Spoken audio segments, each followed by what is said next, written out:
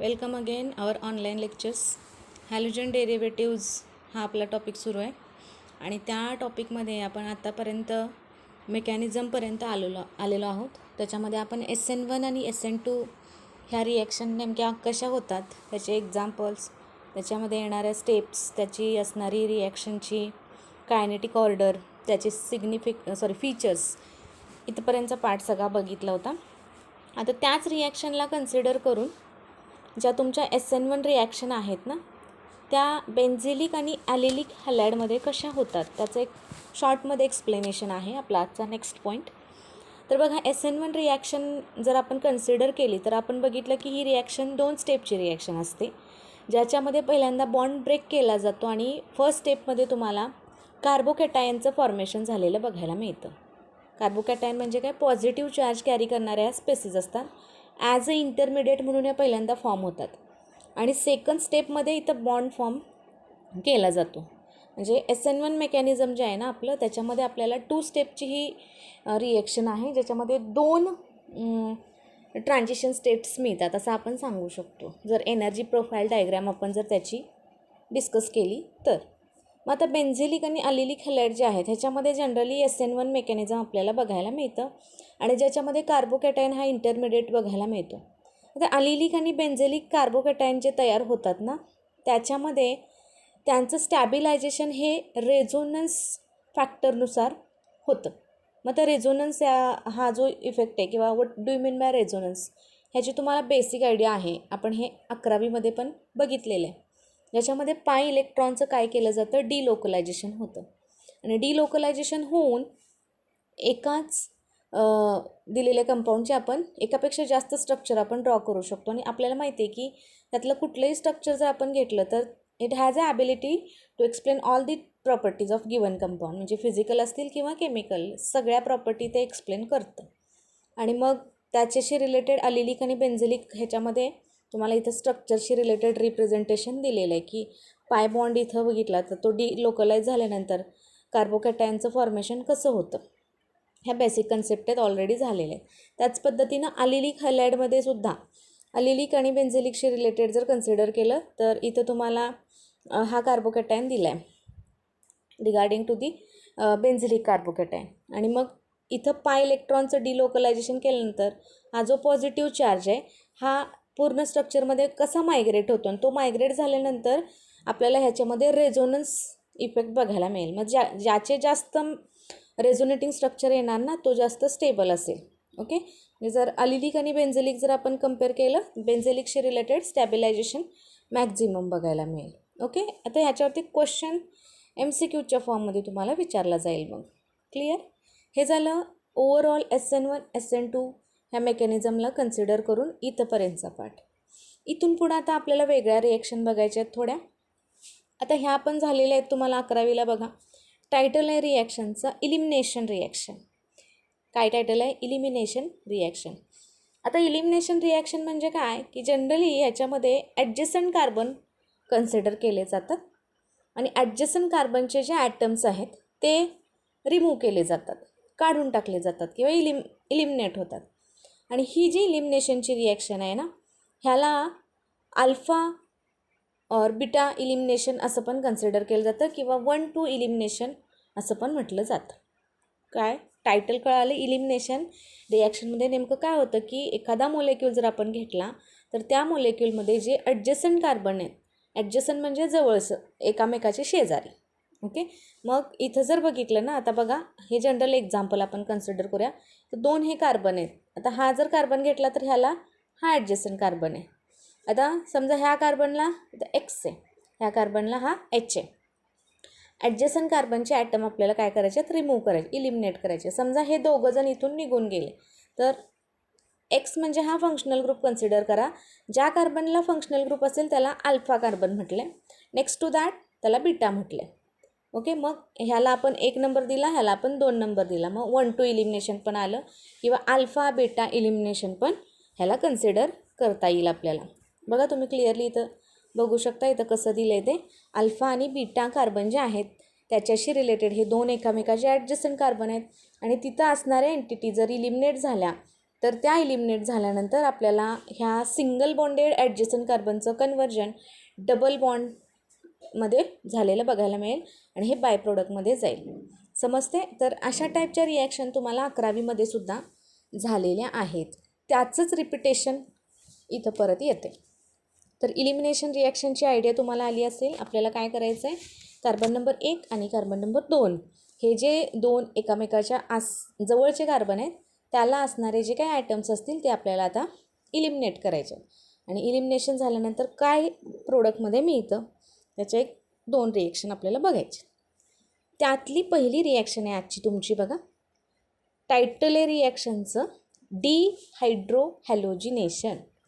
Word जरी मोठा असला तर त्याचं मिनिंग अतिशय सोपं आहे. वर्ड काय आहे बघा, डिहायड्रोहॅलोजिनेशन. आता ह्या वर्डमध्ये डी हा शब्द जो आहे किंवा हा वर्ड जो आहे ह्याचा अर्थ आहे रिमूव्ह, काढून टाकणे. D means to remove. काय रिमूव्ह करायचं आपल्याला? दुसरा वर्ड आहे हायड्रो. हायड्रो म्हणजे हायड्रोजन. काय रिमूव्ह करायचं आपल्याला? पहिल्यांदा हायड्रोजन रिमूव्ह करायचं आणि दुसरा वर्ड आहे ह्याच्यामधला हॅलोजन. हॅलोजन म्हणजे एक्स. अर्थ कळाला? डिहायड्रोहॅलोजिनेशन म्हणजे आपल्याला हायड्रोजन आणि हॅलोजन रिमूव्ह केल्या जाणाऱ्या रिॲक्शन त्याला म्हणायचं डिहायड्रोहॅलोजिनेशन. सोपं आहे. आता हे हायड्रोजन आणि हॅलोजन कुठनं रिमूव्ह करायचे आहेत आपल्याला? आपण इलिमिनेशन रिॲक्शन बघतोय ना, मगाची जनरल रिॲक्शनच कन्सिडर करा. ॲडजेसंट कार्बनचा हायड्रोजन आणि हॅलोजन आता आपण रिमूव्ह करणार आहे. म्हणजे अल्फा कार्बन आणि बीटा कार्बन किंवा 1 नंबरचा कार्बन आणि 2 नंबरचा कार्बन. बघा इथं थेरी पार्टमध्ये काय दिसतंय तुम्हाला आता. Reaction which involves the removal of halogen from alpha carbon and hydrogen from adjacent beta carbon. Adjacent हा वर्ड महत्त्वाचा आहे. ॲडजेसंटच कार्बन पाहिजे, जवळपास असतात एकामेकाचे. मग अल्फा कार्बनचा हॅलोजन आणि बीटा कार्बनचा हायड्रोजन हे रिमूव्ह करायचं आणि ह्या रिॲक्शनला म्हटलं जातं डिहायड्रोहॅलोजिनेशन. Clear students? बघा आता ह्याचं एक एक्झाम्पल बघूया आपण. काय करायचं आहे, समजा अल्किल हॅलाइड घेतला आपण which is having at least 1 beta hydrogen. He condition आहे, ज्याच्याकडं किमान 1 बीटा हायड्रोजन असावा असं अल्किल हॅलाइड सिलेक्ट केले, कारण आपल्याला हायड्रोजन पण रिमूव्ह करायचं आहे, हे विसरायचं नाही आहे. बीटा हायड्रोजन म्हटलं याचा अर्थ बीटा पोझिशनच्या कार्बनला तो हायड्रोजन पाहिजे. कळतंय ना? अशा अल्किल हॅलाइड सिलेक्ट करायचे ज्यांच्याकडं एक तरी बीटा हायड्रोजन असावा आणि अशा अल्किल हॅलाइड्सला समजा आपण बॉईल केलं अल्कोहोलिक पोटॅशियम हायड्रॉक्साईड बरोबर, alcoholic KOH. You can see here हे KOH आहे आणि ह्याच्याबरोबर आपण त्याला जर बॉईल केलं अल्किल हॅलाइडला तर तिथं इलिमिनेशन रिॲक्शन होतात. कुठल्या टाईपच्या? बीटा इलिमिनेशन और we can say 1-2 elimination. We can also say alpha beta elimination. आणि ते इलिमिनेट झाल्यानंतर आपल्याला मग त्या अल्किल हॅलाइडचं कन्व्हर्जन आपला मेन प्रोडक्ट कुठला मिळणार आहे? तर अल्किन मिळणार आहे. हे धरून चला जनरल रिॲक्शनशी रिलेटेड. आता बघा ह्या जनरल रिॲक्शनकडे आपण फोकस करूया आता. यू कॅन सी हिअर हे अल्किल हॅलाइड घेतले. बघा हा अल्फा कार्बन आहे. This one is a alpha carbon, this one is a beta carbon. काय म्हटले? असा अल्किल हॅलाइड सिलेक्ट करा ज्याच्याकडं एक तरी बीटा हायड्रोजन असावा. समजतंय ना? मग आता हे अल्किल हॅलाइड आहे, हा त्याचा बीटा कार्बन आणि त्याचा एक हायड्रोजन. इथं तुम्ही कार्बन पण जोडू शकता. असा अल्किल हॅलाइड सिलेक्ट करून आपल्याला इथं चालणार नाही, कारण आपल्याला इथं अल्किल हॅलाइडचं कन्व्हर्जन अल्किनमध्ये करायचं आहे आणि हायड्रोजन रिमूव्ह करायचं आहे. त्यामुळं मग सिलेक्ट करत असताना अशा टाईपचं अल्किल हॅलाइड सिलेक्ट केले. आता मेकॅनिझमनुसार जेव्हा आपण KOH बरोबर ह्याला बॉईल करणार ना KOHच्या प्रेझेन्समध्ये, तेव्हा हा बीटा कार्बनचा हायड्रोजन, अल्फा कार्बनचा हॅलोजन हे रिमूव्ह होतील आणि रिमूव्ह झाल्यानंतर ह्या 2 कार्बनमध्ये इथं आपल्याला काय बघायला मिळेल? तर इथं डबल बॉन्डचं फॉर्मेशन झालेलं बघायला मिळेल आणि अल्किनचं जनरेशन होईल. ओके, बीटा इलिमिनेशन हे H आणि X कंबाईन होऊन in the form of by product ते तिथनं निघून गेलेलं बघायला मिळेल. आता बाय प्रोडक्ट मिळत असताना काय होते बघा, हा पोटॅशियम हायड्रॉक्साईड आपण घेतला आहे. हा इथं K+ आहे, OH- आहे. हा K+ जो आहे हा X बरोबर कंबाईन होतो आणि पोटॅशियम हॅलाइडच्या फॉर्ममध्ये बाय प्रोडक्टमध्ये जाईल. हा H+ आणि हा OH- हे कंबाईन होऊन बाय प्रोडक्टमध्ये तुम्हाला दुसरा प्रोडक्ट H2O मिळेल. क्लिअर? हे असे बाय प्रोडक्ट तयार होतात आणि मेन प्रोडक्ट आपला कोण आहे, अल्कीन आहे. ही झाली general reaction regarding to the dehydrohalogenation or beta elimination. एक एक्झाम्पल, समजा इथिल ब्रोमाइड घेतलं आणि ह्याला जर बॉईल केलं अल्कोहोलिक KOHच्या सोल्युशन बरोबर, तर काय होणार बघा. इथिल ब्रोमाइडमध्ये फॉर्म्युला तुमच्या समोर आहे, CH3CH2Br. हे इथं ब्रँच स्ट्रक्चर घेतलं आहे त्याचं. बीटा पोझिशनशी रिलेटेड इथं 3 हायड्रोजन आहेत. तुम्ही कुठलाही हायड्रोजन इथला रिमूव्ह करू शकता. ओके, समजा हा हायड्रोजन घेतला आणि अल्फा पोझिशनचा हा Br. हे रिमूव्ह होत असताना कसं, K+ आणि OH-, सेम मगाच्यासारखी रिॲक्शन होईल. हा K आणि हा Br हे कंबाईन होऊन in the form of KBr बाहेर पडतील. हा H आणि हा OH, ओके, हे कंबाईन होऊन बाय प्रोडक्टमध्ये H2O मिळेल. आणि हे जे 2 कार्बन आहेत आपले, इथं काय होणार, हा इथला Br आणि इथला H निघून गेल्यानंतर ह्या 2 पोझिशनला काय होईल, डबल बॉन्डचं फॉर्मेशन होईल. आणि मग आपलं इथिल ब्रोमाइड जे घेतलं होतं आपण, त्याचं कन्वर्जन कशामध्ये होणार, इथिनमध्ये होणार. समजते ना. बघा, इथले 3 हायड्रोजन आहेत, त्यातला एक निघून गेल्यानंतर ह्या कार्बनला 2च हायड्रोजन राहणार, जिच गिवन इयर. पहिला कार्बन CH2 आणि ह्या कार्बनशी रिलेटेड पण इथं Br निघून गेल्यानंतर ह्या कार्बनला पण हे 2च हायड्रोजन राहिले, CH2. आणि कार्बनची व्हॅलन्सी इथं मेंटेन ठेवून मग कार्बनमध्ये काय झाले, डबल बॉन्डचं फॉर्मेशन झालेलं आपल्याला बघायला इथं मिळेल. Students, clear. ही झाली पहिली रिॲक्शन किंवा we can say it is a first example regarding to the beta elimination reaction. Okay, ethyl bromide घेतला आपण. आता ह्यालाच कन्सिडर करून समजा दुसरं एक्झाम्पल घेतलं, ज्याच्यामध्ये कंडिशन काय दिली आहे बघा, ओव्हरऑल थोडंसं चेंज केलं आहे. मग अशा आपण काय केलं होतं की सिम्पल एक्झाम्पल घेतलं होतं इथिल ब्रोमाइड. आता इथं घेत असताना आयसोप्रोपिल फॉर्म घेतला आहे. आयसोप्रोपिल फॉर्मशी रिलेटेड 2 नंबरच्या कार्बनला तुमचं ब्रांचिंग राहणार. आता हा त्याचा अल्फा कार्बन आहे. ओके, आयसोप्रोपिलमध्ये हा अल्फा आणि इथं 2 बीटा कार्बन आहेत, तुम्ही बघू शकता. हा पण बीटा येणार, हा पण बीटा येणार. आता ह्याला पण 3 हायड्रोजन आहेत, ह्याला पण 3 हायड्रोजन आहेत. तुम्ही कुठल्याही बीटा कार्बनचा हायड्रोजन इथं रिमूव्ह करू शकता किंवा इलिमिनेट करू शकता. Same mechanism K+ OH-. हा K आणि Cl कंबाईन होऊन बाय प्रोडक्टमध्ये जातील. आणि मग तुम्ही कुठल्या पोझिशनशी रिलेटेड ना हायड्रोजन रिमूव्ह केला आहे, समजा इथला रिमूव्ह केला ह्या पोझिशनशी रिलेटेड, तर ह्या पोझिशनला डबल बॉन्डचं फॉर्मेशन. आणि समजा ह्या कार्बनशी रिलेटेड रिमूव्ह केला तर ह्या पोझिशनला डबल बॉन्डचं फॉर्मेशन होईल. बघूया आपण बीटा एलिमिनेशनशी रिलेटेड इथं कसं दाखवलं आहे बघा. ओव्हरऑल हा कार्बन कन्सिडर केला आहे, ह्याच्यामधला रिमूव्ह न करता समजा इकडचा रिमूव्ह केला आणि ओव्हरऑल ह्या पोझिशनशी रिलेटेड इथला एक हायड्रोजन आणि OH हे कंबाईन होऊन H2च्या फॉर्ममध्ये गेले, तर एक्झॅक्टली इथं तुम्हाला प्रोपीन फॉर्म झालेलं बघायला मिळेल. काय फॉर्म झालेलं बघायला मिळेल, प्रोपीनचं फॉर्मेशन झालेलं बघायला मिळते. क्लिअर. हे सुद्धा कसलं एक्झाम्पल आहे, रिगार्डिंग टू दी डिहायड्रोहॅलोजिनेशन किंवा बीटा एलिमिनेशन. हे त्याचं अजून एक एक्झाम्पल. थोडंसं कॉम्प्लिकेटेड अजून आपण करू शकतो. सेम त्याच टाईपच्या रिॲक्शनमध्ये जर कन्सिडर केलं, समजा टर्शरी ब्युटिल ब्रोमाइड घेतलं. आता टर्शरी ब्युटिल ब्रोमाइडमध्ये टोटल 3 बीटा कार्बन येतात आणि 3 बीटा कार्बनचे प्रत्येकाचे हायड्रोजन जे कन्सिडर केले जातात बीटा हायड्रोजन म्हणून. बघा बरं, इथं दिसतंय तुम्हाला टर्शरी ब्युटिल ब्रोमाइड. हा मधला अल्फा कार्बन येईल कारण त्याला हा फंक्शनल ग्रुप अटॅच आहे. आणि 1, 2 आणि 3 टोटल 3 बीटा हायड्रोजन. ह्याच्यामध्ये तुम्ही पर्टिक्युलरली कुठल्या कार्बनशी रिलेटेड हायड्रोजन रिमूव्ह केलं आहे ना, त्याच्यावरती डिपेंड तुमचं ओव्हरऑल प्रोडक्ट राहणार. क्लिअर. सोपं आहे हे पण. K आणि Br कंबाईन होणार. ओके, KBrच्या फॉर्ममध्ये जाईल आणि ओव्हरऑल हायड्रोजन तुम्ही कुठल्याही कार्बनचा रिमूव्ह करणार, तेव्हा ओव्हरऑल तुमचं कार्बन जर कन्सिडर केले तर ह्याच्यामधनं मग तुम्हाला फॉर्म होत असताना आयसोब्युटिलीन ह्या फॉर्मचा प्रोडक्ट मिळेल. जे समजा हा कार्बन आहे, तर ह्याच्याशी रिलेटेड हायड्रोजन जर आपण रिमूव्ह केला तर ह्याचं CH3चं कन्वर्जन कशात होणार, CH2. इथला निघून गेल्यानंतर ह्या पोझिशनला काही डबल बॉन्डचं फॉर्मेशन होईल आणि प्रोडक्टमध्ये मग CH2 डबल बॉन्ड हा इथला मिडल कार्बन आणि हे CH3 2 ॲज इट इज, म्हणजे हा वर जो आहे तो आणि हा रिमेनिंग दिलेला. ओके, अशा फॉर्ममध्ये मग आयसोब्युटिलीन किंवा 2 मिथिल प्रोपीनचं फॉर्मेशन झालेलं बघायला मिळेल बीटा एलिमिनेशन रिॲक्शनमधून. टर्शरी ब्युटिल ब्रोमाइडचं डिहायड्रोहॅलोजिनेशन आपण कॅरी आऊट करू शकतो. रिॲक्शन्स या महत्त्वाच्या आहेत मुलांनो, लक्षात ठेवा. त्यातलं तुम्हाला कुठलंही एक्झाम्पल प्रिडिक्ट दी प्रोडक्टला विचारलं जाऊ शकतं. लक्षात ठेवा, व्यवस्थित त्याचं प्रॅक्टिस करायचं आहे. इम्पॉर्टंट रिॲक्शन आहेत. लास्ट इयरला सुद्धा तुम्हाला अल्किन हा पार्ट कन्सिडर केला ना हायड्रोकार्बनचा, तर त्याच्यामध्ये हे झालेलं आहे. तुम्ही परत एकदा रिवाईज करू शकता. ओके. आता ह्याच्यामध्ये कंडिशन एक येते बघा, इथं दिलेलं आहे.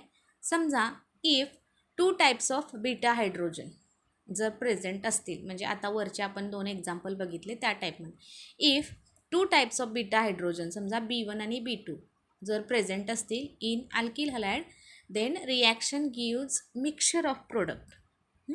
ह्यातनं मिक्सचर तुम्हाला मिळू शकतं जर 2 टाईपचे बीटा हायड्रोजन असतील तर. त्याचं एक एक्झाम्पल दिले बघा. समजा सेकंडरी ब्युटिल ब्रोमाइड घेतली. सेकंडरी ब्युटिल ब्रोमाइड जर कन्सिडर केला आपण आणि त्याला बॉईल केलं कशाबरोबर, अल्कोहोलिक KOH बरोबर, तर त्याच्यामधनं 80% 80% 2 ब्युटीन मिळतं आणि 20% 1 ब्युटीन मिळतं. पॉसिबिलिटी काय आहे, एक 1 ब्युटीन मिळेल, दुसरं 2 ब्युटीन. 1 आणि 2 ह्या पोझिशन आहेत डबल बॉन्डच्या. आणि मग 80% म्हणजे मेजर प्रोडक्ट आणि 20% म्हणजे मायनर प्रोडक्ट. बघा आधी आपण रिॲक्शन बघूया आणि मग हे कसं ठरवायचं त्याच्यासाठी एक रूल आहे पुढं, तो डिस्कस करू. सेकंडरी ब्युटिल ब्रोमाइड स्ट्रक्चर बघा काय दिसते तुम्हाला. सेकंडरी ब्युटिल ब्रोमाइड्सशी रिलेटेड सेकंडरी कार्बनला तुमचा हॅलोजन असणार आहे, हे लक्षात ठेवा. सेकंडरी ब्युटिल म्हणजे काय, तर हा जो कार्बन आहे ना, हा मधला हा सेकंडरी आहे, ज्याला BR जोडला आहे. सेकंडरी कसं, तर ह्याला हा एक कार्बन आहे आणि हा एक कार्बन आहे, समजते ना, सेकंडरी कार्बन. आणि मग इथं 2 टाईपचे का आले का बीटा हायड्रोजन, हा पण ह्याला पण बीटा हायड्रोजन आहेत आणि ह्या कार्बनला पण बीटा हायड्रोजन आहेत. ओके. मग अशा बाबतीत जेव्हा तुमचं डिहायड्रोहॅलोजिनेशन होणार तेव्हा सांगितलं काय इथं की 2 टाईपच्या पॉसिबिलिटी आहेत. 2 प्रोडक्ट मिळतील, एक मिळेल 1 ब्युटीन, दुसरा मिळेल 2 ब्युटीन. सेम आता इथं K हा BR, तर 2 टाईम्स दिले ना, हे पण 2 टाईम्स घेतले. KBR हा बाय प्रोडक्ट जाईल. आणि समजा आता ह्या हायड्रोजनशी रिलेटेड जर आपण कन्सिडर केलं, ह्या हायड्रोजनशी रिलेटेड किंवा ह्या कार्बनशी रिलेटेड, इथला जर हायड्रोजन इथल्या OH बरोबर कंबाईन झाला तर पहिला प्रोडक्ट कसा मिळणार बघा, CH2. इथं 3 हायड्रोजनपैकी एक निघून गेला तर इथं CH2 राहणार. तो निघून गेल्यानंतर इथं डबल बॉन्डचं फॉर्मेशन येणार. म्हणजे त्यानुसार प्रोडक्ट दिसतोय CH2 डबल बॉन्ड CH, बाकी पुढं ॲज इट इज. हे झालं 1 ब्युटीन. 1 2 3 आणि 4, 1 नंबरच्या कार्बनला डबल बॉन्ड आहे, 1 ब्युटीन. 20% मायनर प्रोडक्ट मिळाला हा.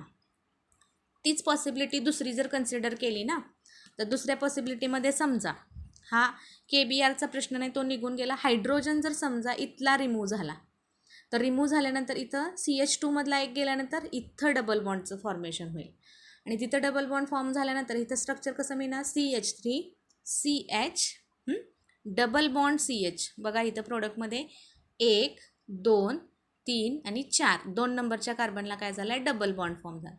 हा झाला तुमचा 2 ब्युटीन. हा मेजर प्रोडक्ट मिळाला. ओके. अशा पॉसिबिलिटी असतात कधी, जर समजा 2 टाईपचे बीटा हायड्रोजन तुमच्या जर दिलेल्या स्ट्रक्चरमध्ये असतील तर अशी पॉसिबिलिटी असते. मग ह्यातला मेजर कोण आणि मायनर कोण किंवा कशावरती डिपेंड आहे, तर ह्याच्यासाठी डिहायड्रोहॅलोजिनेशनच्या रिॲक्शन जेव्हा होतात तेव्हा मेजर प्रोडक्ट कुठला हे डिसाईड करण्यासाठी एक रूल आहे आणि त्या रूलला म्हटलं जातं सेटझेप रूल. कुठला रूल आहे, सेटझेप रूल. आणि ह्या रूलवरती मग तुम्हाला MCQs असतात. आता सेटझेप रूल काय सांगतो, रूल सोपा आहे बघा. रूलमध्ये काय सांगितले की जेव्हा डिहायड्रोहॅलोजिनेशन रिॲक्शन होतात तेव्हा त्याच्यामधनं जे प्रिफर्ड प्रोडक्ट मिळतात, म्हणजे जे प्रोडक्ट तुम्हाला मिळतात ते अल्कीन असतात. ते जनरली अल्कीन असतात आणि that alkene which has greater number of alkyl group attach to doubly bonded carbon atom. आता याचा अर्थ काय, मेजर प्रोडक्ट कोण असतो की ज्याला मॅक्झिमम किंवा जास्तीत जास्त अल्किल ग्रुप अटॅच असतील डबल बॉन्डला. समजा हा डबल बॉन्डेड कार्बन आहे, तर डबल बॉन्डेड कार्बनला जेवढे जास्त अल्किल ग्रुप अटॅच असतील ना तेवढा जास्त तो मेजर असतो, आणि जेवढे कमी अल्किल ग्रुप अटॅच असतील तेवढा तो मायनर राहणार आहे. रूल लक्षात आला आहे. सेटझेप रूलनुसार जो प्रोडक्ट मिळतो त्या प्रोडक्टमध्ये ओव्हरऑल त्या रिॲक्शनमध्ये काय कन्सिडर केले, त्या प्रोडक्टमध्ये काय होणार आहे, प्रोडक्ट जो मिळेल त्या प्रोडक्टमध्ये डबल बॉन्डेड कार्बनला जेवढे जास्त मॅक्झिमम अल्किल ग्रुप असतील तेवढा जास्त तो प्रोडक्ट मेजर राहणार. एक्झाम्पल बघा, एक्झाम्पलमध्ये काय दिसतंय तुम्हाला, suppose this is इथिन CH2 double bond CH2. आता इथं हा कार्बन आणि हा कार्बन डबल बॉन्डेड आहे, पण ह्या दोन्ही कार्बनला कुठंही अल्किल ग्रुप नाही. अल्किल ग्रुप आपण R दाखवतो. R म्हणजेच कार्बन. मग हा कार्बन CH3 असेल, C2H5 असेल, C3H7 असेल, डिपेंड्स. मग आता इथं जर बघितलं तर इथं कुठं कार्बन आहे का, नाही आहे. म्हणजे हा अनसबस्टिट्यूटेड अल्किन आहे, म्हणजे इथं कुठलंच सबस्टिट्यूशन नाही. बघा नेक्स्टमध्ये इथं दिसतंय कसं, मोनो सबस्टिट्यूटेड म्हटलेलं.